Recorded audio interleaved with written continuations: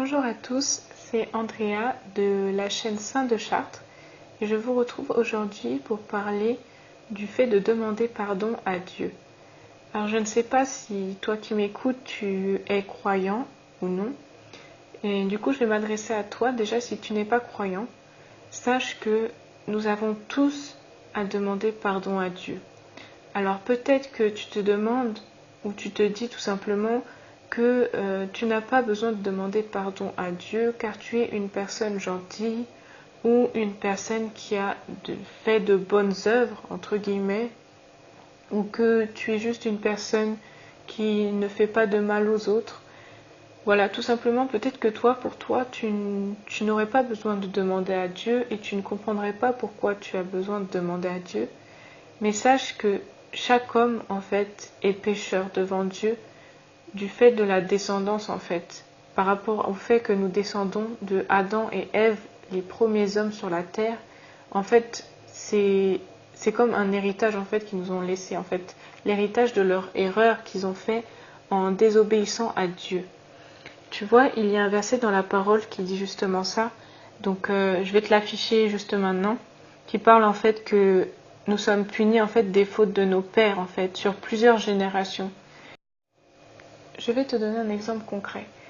Imaginons que tes parents, que Dieu les garde, ont pris un crédit immobilier, on va dire, et qu'ils décèdent. Eh bien, la banque te demandera de continuer à rembourser en fait ce crédit qu'ils ont fait, si bien sûr ils n'ont pas rempli certaines clauses. Enfin bref, tu as compris l'exemple que je voulais donner.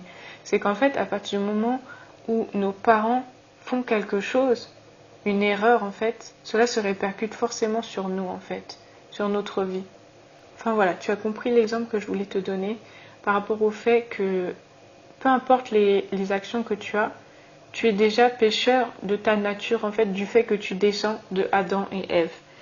Et sache que j'ai une bonne nouvelle pour toi, c'est qu'en fait, toute personne qui croit en Jésus reçoit le pardon pour ses péchés. Donc, si tu crois véritablement que Jésus est venu mourir pour toi à la croix, que tu acceptes cette vérité dans ton cœur, eh bien, sache que tu reçois le pardon. Comme si tu as des choses dans ton casier judiciaire et qu'à partir du moment où tu acceptes Jésus, ton casier judiciaire est vidé. Il est vierge. Et tu vas me dire, mais pourquoi la mort de Jésus retirerait mon péché? C'est une bonne question.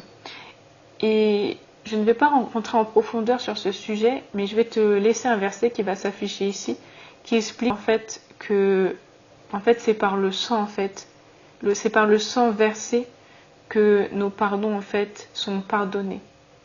Donc à une certaine époque, les hommes faisaient des offrandes d'animaux en fait. Ils sacrifiaient des animaux pour faire couler du sang et on va dire se faire pardonner leurs péchés. Mais Jésus est venu mourir à la croix pour pardonner les péchés de tous les hommes. Donc, même si toi-même tu n'as pas sacrifié d'animal, sache que par Jésus, le sang a coulé et tes péchés ont été pardonnés.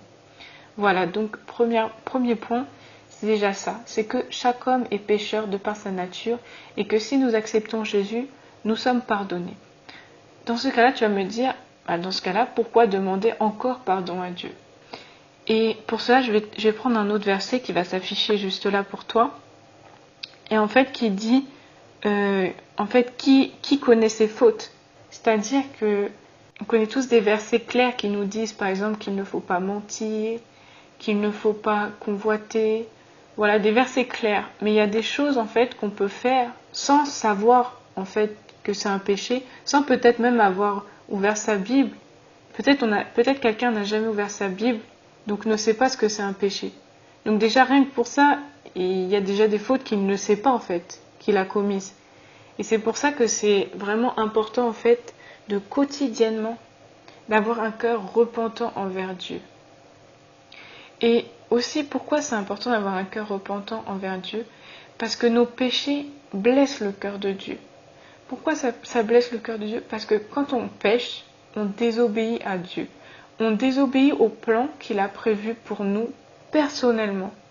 Et Dieu, il a un cœur vraiment où il est attristé. On voit dans la parole, dans la Bible, que Jésus, à un moment dans sa venue sur terre, il a pleuré. On voit que Dieu, voilà, a des sentiments pour sa créature, pour nous, êtres humains, qui sommes ses créatures. Dieu est vraiment attristé quand tu pèches, que ce soit volontairement ou inconsciemment.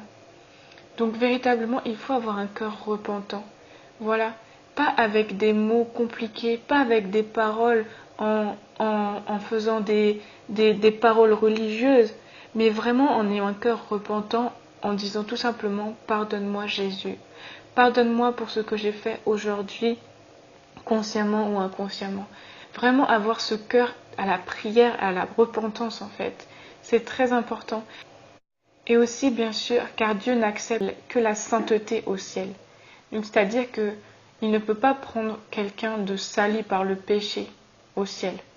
Donc, si jamais, que Dieu te garde, tu meurs aujourd'hui et que tu ne t'es pas repenti de tes péchés, tu ne peux pas aller au ciel. Voilà. Si bien sûr tu as péché volontairement, je parle. Si tu as péché volontairement et que tu ne t'es pas repenti, si tu ne t'es pas repenti à temps, eh bien, tu ne pourras pas aller au ciel. Et c'est vrai qu'on a souvent l'image du ciel tout blanc, avec tous les anges, avec des tuniques blanches, etc. C'est un peu des images que la télé, la société nous a données, mais c'est quand même une assez bonne image. C'est-à-dire que au ciel, il n'y a que la sainteté, il n'y a que la pureté. Au ciel, il n'y a pas de péché. Donc, ici-bas, c'est comme si tu as une tunique à partir du moment où tu acceptes Jésus dans ton cœur, que tu reconnais l'acte à la croix et que tu recherches à vivre une vie qui lui plaise, eh bien c'est comme si tu reçois une tunique blanche. Et tes péchés, ça tache ta tunique. Et la repentance, c'est comme si en fait tu mettais ta tunique à la machine à laver. Lorsque tu te repens, les taches partent de ta tunique.